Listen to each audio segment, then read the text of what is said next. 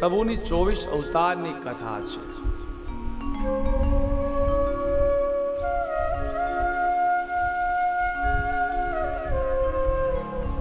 શ્રીમદ ભાગવતની કથા હું તમને સંભળાવું છું. સૂત પુરાણી કહે છે, પેલા અવતારમાં ભગવાન સત્ય કુમાર થયા. ખૂબ તપ કર્યું, ખૂબ તપસ્યા કરી, બ્રહ્મચર્યને પોતે પાલન કર્યું. બીજા અવતારમાં ભગવાને વરા અવતાર ધારણ કર્યો.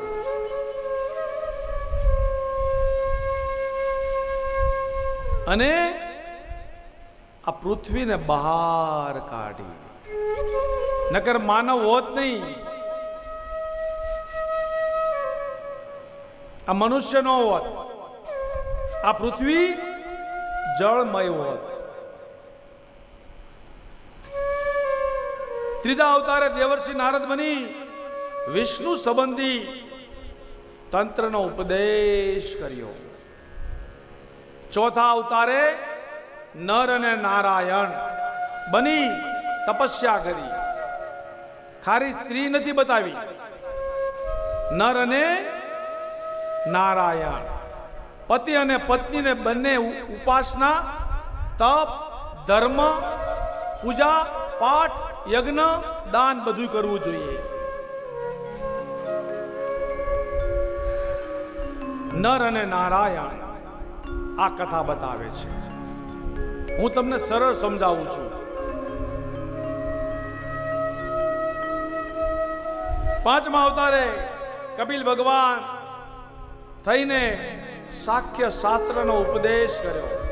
આપણું શાસ્ત્ર શું છે, આપણે કયા ધર્મમાં જોડાયેલા છીએ એ બતાવે છે. છઠ્ઠા અવતારમાં અત્રિ અંશુને ત્યાં દત્તના રૂપમાં આવ્યા, ત્રિદેવ સ્વરૂપ આવ્યા અને દત્ત રૂપે પ્રગટ થયા. અંશુયાને ત્યાં આવ્યા, બાળક બનાવી દીધા, ઘોડિયામાં સૂર આવ્યા અને સ્વયં ભગવાન દત્ત રૂપે પ્રગટ થયા. આ ત્રિદેવ બન્યા. સાતમા અવતારે રુચિ અને આકૃતિ સ્વયં યજ્ઞ નારાયણ રૂપે પ્રગટ થયા. યજ્ઞ નારાયણ એટલે શું? કોઈ પણ યજ્ઞ હોય, જ્ઞાન યજ્ઞ હોય, કથા યજ્ઞ હોય,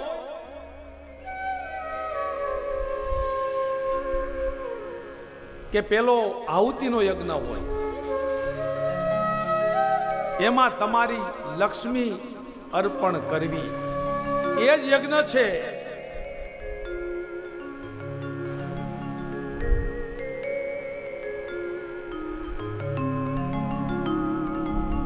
લક્ષ્મીને સ્વયં યજ્ઞ નારાયણ રૂપે પ્રગટ થયા ભગવાન શ્રી હરિ.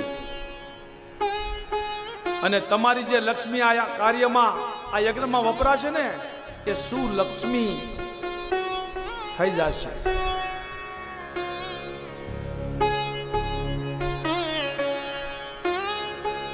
અહીંયા 1 રૂપિયો આપશો ને 10 નો ફાયદો થશે, 10 વાપરશો તો 100 નો ફાયદો થશે.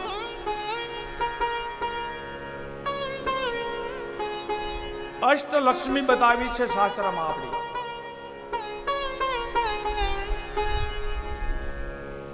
આઠમા અવતારે નાભી રાજને ત્યાં મેરુદેવીથી ઋષભદેવ રૂપે પ્રગટ થયા. નવમા અવતારે પૃથુ બની ધર્મ શું છે, સંસાર શું છે, ગાય રૂપી પૃથ્વીનું દોહન કર્યું. દસમા અવતારે મત્સ્ય બની સત્યવ્રતની ઔષધિ અને સપ્ત ઋષિઓની રક્ષા કરી. અહીંયા આગળ સપ્ત ઋષિનો ઘાટ છે, દર્શન કરજો. એ જ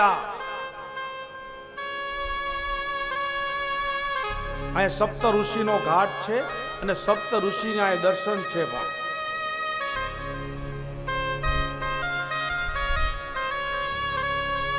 બધે દર્શન કરવા અવશ્ય જાજો.